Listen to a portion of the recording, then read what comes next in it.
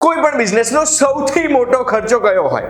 પગારનો ખર્ચો. પછી ભલે મેન્યુફેક્ચરિંગ કંપની હોય, રિટેલ બિઝનેસ હોય કે પછી કોઈ સર્વિસ ઇન્ડસ્ટ્રી વાળું બિઝનેસ હોય. પણ ચિંતા ના કરો, હું એક સરકારની એવી ગજબની સ્કીમની માહિતી લઈને આવ્યો છું જે સ્કીમ હેઠળ સરકાર કંપની જે પૈસા ચૂકવે છે એ પૈસાના 50% સુધી સરકાર કંપનીને આપશે.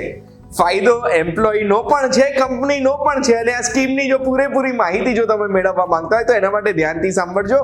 હું તમને એક વાત કહું.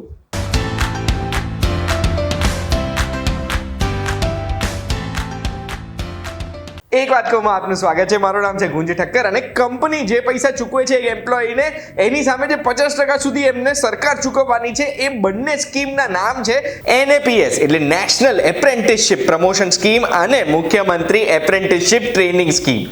આ બંને કેન્દ્ર સરકાર અને રાજ્ય સરકાર દ્વારા ચલાવવામાં આવે છે સ્કીમ. અને આ સ્કીમ કામ કઈ રીતે કરે ને એના માટે મારે તમને આખી પ્રોસેસ સમજાવી છે.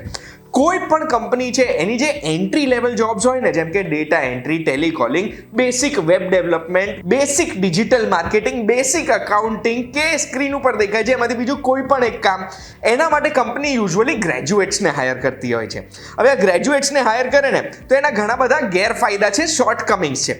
સૌથી પહેલા તો કોઈ પણ ગ્રેજ્યુએટને હાયર કરે છે તો મિનિમમ 15,000 રૂપિયા પર મંથની સેલેરી આપવી પડે છે. ગ્રેજ્યુએટ પણ એક ફ્રેશર હોય છે એટલે એમને ટ્રેનિંગ તો આપવી જ પડે છે. અને એક વખત એક ગ્રેજ્યુએટ ટ્રેન થઈ જાય છે, થોડો એક્સપિરિયન્સ મળી જાય છે, પછી એ ગ્રેજ્યુએટને ઓપોર્ચ્યુનિટીઝ પણ વધારે મળે છે અને વધારે પગાર માટે એ ગ્રેજ્યુએટ બીજી કંપનીમાં જઈ શકે છે. જેના કારણે જે કંપનીમાં એ ગ્રેજ્યુએટે શરૂઆત કરી હતી એ કંપનીનું લેબર ટર્નઓવર એટલે જેટલી વર્કફોર્સ બદલાતી રહે ને એ વધારે થઈ જાય છે. એની સામે આ જ એન્ટ્રી લેવલ જોબ્સ માટે કંપની પાસે બીજો ઓપ્શન છે ઇન્ટર્ન્સ હાયર કરવાનો. ઇન્ટર્ન્સ જો અગર હાયર કરે છે ને તો એમાં સૌથી વધારે ફાયદો એ થાય છે કે કોઈ પણ ઇન્ટર્ન છે એમને એક સ્ટાઇપન્ડ ચૂકવવાનું હોય છે. એ સ્ટાઇપન્ડ 7,000 રૂપિયા પર મંથ જેટલું હોય. હવે કોઈ પણ કંપની એક ઇન્ટર્નને રાખે છે, ઇન્ટર્નને રાખીને એમને સ્ટાઇપન્ડ ચૂકવે છે તો એની સામે એમને ગવર્મેન્ટ સપોર્ટ મળે છે. કયો સપોર્ટ? તો જે બંને સ્કીમ મેં તમને શરૂઆતમાં કીધી હતી, NAPS અને મુખ્યમંત્રી એપ્રેન્ટિસશિપ સ્કીમ.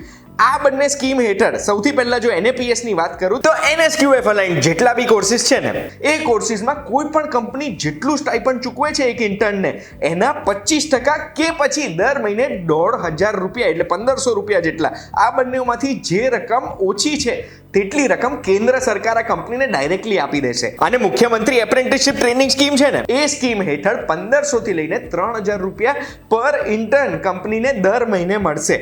એટલે આપણે જો અગર મેક્સિમમ ટોટલ મારીએ ને તો 3,000 વત્તા 1,500 એટલે 4,500 રૂપિયા પર ઇન્ટર્ન કંપનીને સરકારે ચૂકવી દીધા. એટલે જો અગર 7,000 રૂપિયા આપે છે તો એની સામે કંપનીનો ખર્ચો 2,500 રૂપિયાનો જ છે. કંપનીઝને આર્થિક ફાયદો તો થાય છે, એના સિવાય ફાયદો થાય છે ટ્રેનિંગનો. એટલે જે ઇન્ટર્ન્સ હાયર કર્યા છે એમને બી ટ્રેનિંગ આપવાની છે. અગર જો ગ્રેજ્યુએટ હાયર કરે છે ફ્રેશર, એમને બી ટ્રેનિંગ આપવાની છે. ઇન્ટર્નમાં ફાયદો એ થાય છે કે જે ઇન્ટર્નને ટ્રેન કર્યા છે, જે ઇન્ટર્ન ગ્રેજ્યુએશન સુધી ટકી જાય છે એ ઇન્ટર્નને ગ્રેજ્યુએશન પછી ફૂલ ટાઈમ જોબ પણ ઓફર કરી શકે છે. ફૂલ ટાઈમ જોબ એ ઇન્ટર્નને ઓફર કરવામાં આવશે જેમણે આ કંપનીમાં ટ્રેનિંગ લીધી છે અને એક્સપિરિયન્સ મેળવ્યો છે. તો કંપનીનું લેબર ટર્નઓવર પણ ખાસું ઓછું થઈ જશે અને એક જ માણસ લાંબા સમય માટે ટકશે. આમાં ઇન્ટર્ન્સને પણ ફાયદો થાય છે કે ગ્રેજ્યુએટ થાય ત્યારે એક એક્સપિરિયન્સની સાથે ગ્રેજ્યુએટ થાય છે અને એમની આવક ભણવાની સાથે અર્ન વેલ્યુ લર્ન શરૂ થઈ ગયું છે. હવે આ ઇન્ટર્ન્સને હાયર કરવાના આર્થિક ફાયદા તો આપણે જોઈ લીધા. ઇન્ટર્ન્સને શું ફાયદો થાય છે એ આપણે જોયો. પણ ઇન્ટર્ન્સ હાયર કરવામાં કઈ પ્રોબ્લેમ થઈ શકે, શોર્ટકમિંગ શું છે એ પણ હું તમને જણાવવા માંગુ કે ઇન્ટર્ન્સ હોય ને એ ગ્રેજ્યુએટની સાથે કમ્પેર કરીએ તો એમનો સ્કિલ લેવલ થોડું ઓછું હોય અને ગ્રેજ્યુએટની સામે કમ્પેર કરીએ તો એમની સિરિયસનેસ પણ ઘણી વખત જોવામાં આવે છે કે ઓછી હોય. તો એનો ઉપાય શું? આપણા કામમાં આવી શકે સિરિયસ ઇન્ટર્ન્સ એ આપણને ક્યાંથી મળી શકે? એનો જવાબ મેં શોધ્યો ને તો મને ગુજરાત રાજ્યની સૌથી મોટી સંસ્થા જે બીવોક ચલાવે છે ને એમાં જવાબ મળ્યો, જેનું નામ છે દ્રોણા ફાઉન્ડેશન, જે NSDC નું એક ઓફિશિયલ ટ્રેનિંગ પાર્ટનર છે. NSQF અલાઇન્ડ બીવોક એટલે બેચલર ઓફ વોકેશનની તાલીમ આપે છે એ વિદ્યાર્થીઓને. અને આ બેચલર ઓફ વોકેશન ડિગ્રી વિશે તમે સાંભળ્યું જ હશે. બીવોક એટલે બેચલર ઓફ વોકેશન જેમાં ઓન ધ જોબ ટ્રેનિંગને વધારે ફોકસ આપવામાં આવ્યું છે. 40% થિયરી પર ફોકસ હોય, 60% પ્રેક્ટિકલ ઉપર ફોકસ હોય. વિદ્યાર્થીઓને સવારે 7:30 થી 9:30 ના થિયરીના ક્લાસ હોય. 9:30 પછી એમણે કમ્પલસરી અગર પાસ થવું છે તો ઓન ધ જોબ ટ્રેનિંગ મેળવવી જ પડે. અને એ ટ્રેનિંગ મેળવવા માટે દ્રોણા ફાઉન્ડેશને Airtel, Idea, Bajaj Finserv, ICICI bank, Maruti જેવી 800 થી વધુ કંપની જોડે ઓલરેડી ટાઈઅપ કરેલું છે. નોર્મલી ઇન્ટર્ન્સ હાયર કરવાવાળી પ્રોસેસ છે ને ખૂબ કોમ્પ્લિકેટેડ હોય અને સિરિયસ ઇન્ટર્ન્સ નસીબથી જ મળે એવું એચઆરમાં બધા વાત કરતા હોય છે. પણ આ આખી પ્રોસેસ દ્રોણા ફાઉન્ડેશને કઈ રીતે ક્રેક કરી છે? તો એમણે એક એપ્લિકેશન ડેવલપ કરી છે iOS અને એન્ડ્રોઈડમાં.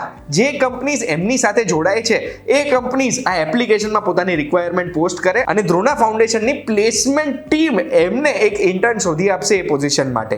એટલું જ નહીં, તમારા ઓળખીતામાં કોઈ પણ કંપની છે કે તમારી પોતાની કંપનીમાં પણ જો રિક્વાયરમેન્ટ છે ને ઇન્ટર્નની, તો ડિસ્ક્રિપ્શનમાં મેં એક લિંક મૂકેલી છે. એ લિંકમાં જોબ પ્રોફાઇલ, તમે કેટલું સ્ટાઇપન્ડ આપવા માંગો છો અને બીજી જેટલી ડિટેલ લખેલી છે ને એ બધી તમે ભરી દેજો. દ્રોણા ફાઉન્ડેશનની પ્લેસમેન્ટ ઓફિસમાંથી તમને કોલ આવી જશે અને તમારી રિક્વાયરમેન્ટ પૂરી કરી આપવામાં આવશે. હાલમાં આપણે જોઈએ ને તો દ્રોણા ફાઉન્ડેશન પાસે 1000થી વધુ વિદ્યાર્થીઓ બીવોકના અલગ અલગ કોર્સિસ કરે છે, જે તમને સ્ક્રીન ઉપર દેખાય છે. જેમાં મેનેજમેન્ટ આવી ગયું, ફાઇનાન્સ આવી ગયું, આઈટી આવી ગયું, ડિઝાઇનિંગ આવી ગયું, ડિજિટલ અલગ અલગ કોર્સિસ આવી ગયા, જર્નલિઝમ આવી ગયું, ઓર્ગેનિક ફાર્મિંગ પણ આવી ગયું. અને નેક્સ્ટ એકેડેમિક સેશન એટલે વર્ષ 2023-24માં દ્રોણા ફાઉન્ડેશન 2000 જેટલા નવા સ્ટુડન્ટ્સ જોડવાનું છે બીવોકના અલગ અલગ કોર્સિસમાં અમદાવાદ, રાજકોટ, જુનાગઢ, જામનગર અને કેશોદમાં. હવે એક સવાલ તમને એ થયો હશે કે દ્રોણા ફાઉન્ડેશન આ ઇન્ટર્ન્સની પ્લેસમેન્ટ કરી આપે કંપનીઝમાં, તો એના શું ચાર્જીસ લેતા હશે?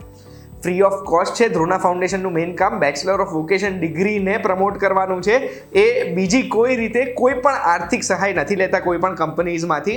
અને એટલું જ નહીં, દ્રોણા ફાઉન્ડેશન ગવર્મેન્ટની જે 2 સ્કીમ મેં તમને કીધી છે, NAPS અને મુખ્યમંત્રી એપ્રેન્ટિસશિપ સ્કીમ, આ બંને સ્કીમ હેઠળ તમને જે લાભ મળવા લાયક છે કે કોઈ પણ કંપનીને લાભ મળવા લાયક છે એ પણ રજિસ્ટ્રેશનમાં હેલ્પ કરશે.